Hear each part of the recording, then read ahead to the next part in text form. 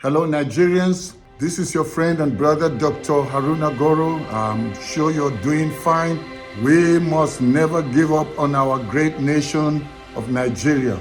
We should not allow the few bad eggs to make us lose hope on this great nation.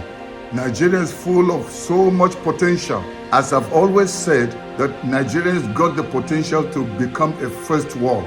If we can just rid her of these wicked and evil, heartless politicians that have held this nation captive and have mortgaged the destiny and the future of so many innocent citizens of this nation.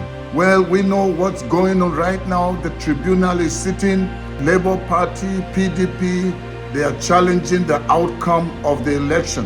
And Tinubu is now sitting, almost like a placeholder.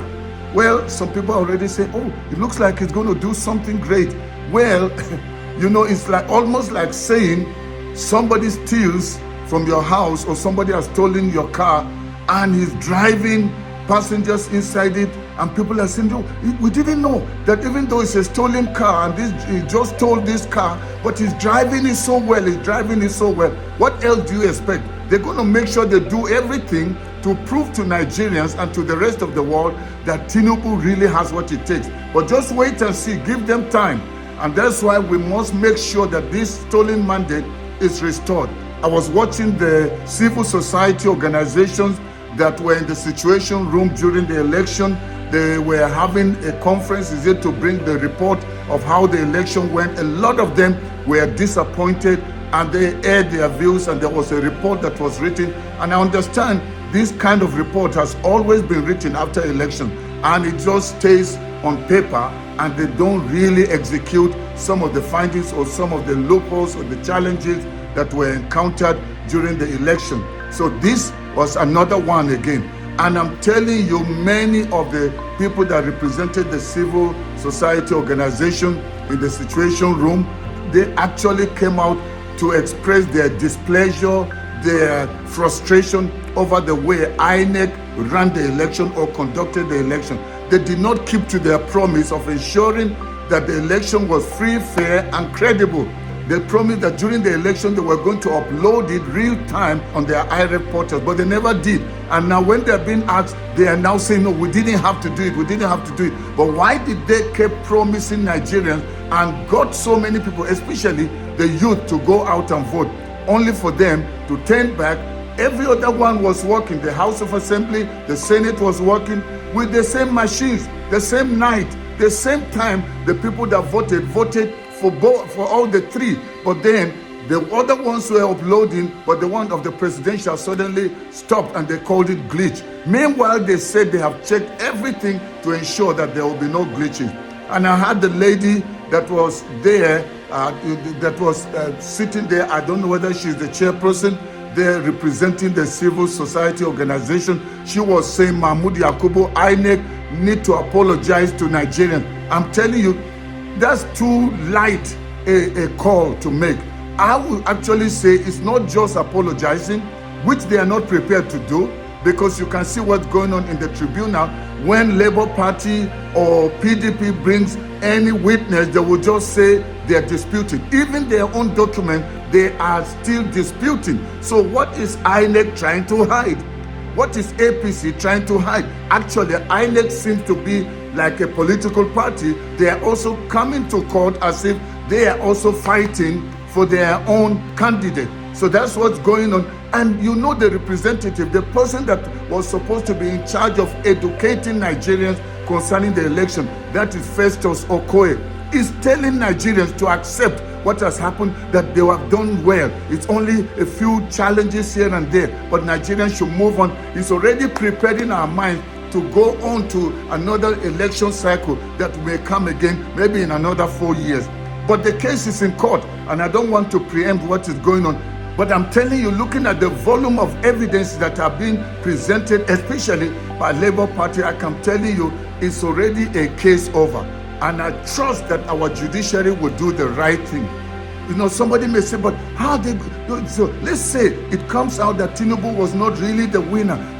Why should we go backward again and have to remove the president, then put a new one? But that's what justice is all about. It's about who did the Nigerians, the majority of Nigerians actually vote for. That's what we should be concerned about. And I know some of you have your personal interest. You've got your vested interest in ensuring that when APC continues, you will continue to eat. You will continue in your evil practices. That's why you will hear such people talk and say, no, yeah, Tinubu was really the winner. But let's allow the court to continue sitting. Let's hear what the end of this matter is. Hearing Festus Okoye telling Nigerians, broad daylight, you could even read from his eyes that this man is lying, blaming Nigerians instead of taking responsibility over the way they conducted the election. It wasn't free, it wasn't fair, it wasn't credible. And they did not keep to their word. After billions were spent in ensuring that they had the technology to make sure that the election was hitch-free, that the election was transparent, but they never kept to their word. Now they are running like little rats in circle and going to court and sending their lawyers to come and lie, people to come and lie. But I'm telling you, they've been caught with their hands right inside the cookie jar, and there's no escape for them. And Nigerians, we must stand and follow this case to the end, even though they refuse to televise it. And I don't know why APC will be resisting the televising and INEC will be resisting. And I guess the court, just for peace, they had to let it go. But I mean, we can't be backward. After so many years, many nations, even many African nations now, are televising their own post-election issues. When people are challenging the outcome of an election, the best thing to do is let everybody see the court proceeding. Let people watch it real time. But now, people are just there only writing for us to know what's going on. But I trust the judges are smart people. They can read what is going on. They can read the body language of INEC. They can read the body language of APC and the body language of all the people that are behind that whole scam to ensure that Nigerians are disenfranchised. But it's not going to happen. And so that's why I am not supporting the issue of Mahmoud Yakubu coming out to apologize to Nigerians, because he will not want to do it, because doing it will mean he's accepting the fact that he was part of the scam and that they stole the election. That's why INEC is hiding the information they're supposed to release to Labour Party, and Labour Party, up till now as I'm speaking, they've not released everything. Why should they be secretive? If they conducted a free and fair, credible election, and if it was open and transparent, then they should have nothing to hide.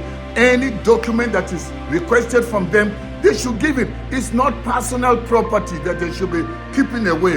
And that's why we see what is going, the back and forth and the back and forth. But I'm so happy that Labour Party and PDP have been able to get some of the evidences. They're bringing witnesses to court. So let's see how the case goes on. But I'm telling you, I can't understand how heartless some Nigerians are. People like Mahmoud Yakubu, Festus Okoye, and some of the others. Heartless, lying broad daylight, hiding the truth from Nigerians. Well, I see they are working for somebody else. I want to speak to the current president. Actually, I call him a placeholder until this case is over. I want to speak to you. If you genuinely care and love Nigerians, don't interfere with what is going on in court. Let the truth come out. Fear God. I speak to your wife. They say you are a pastor. Please speak to your husband. We want transparency. There should be no interference. Leave the judges to do their work.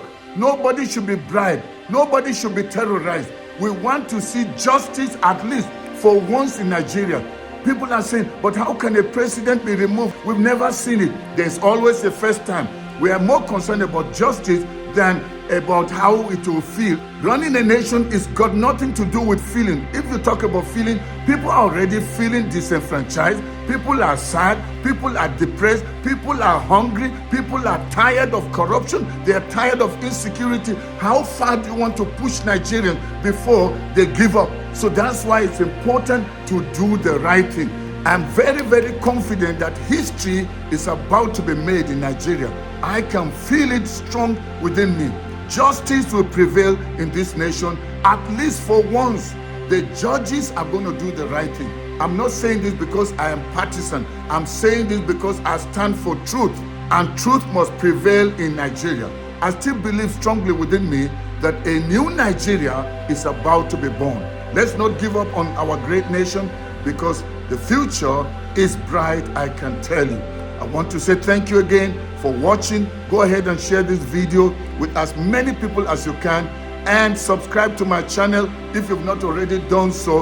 Like this broadcast. When you do that on Facebook and on YouTube, it will be recommended to more people, and that way more people will get to hear this.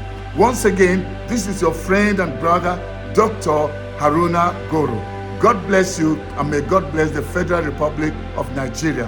Bye-bye for now.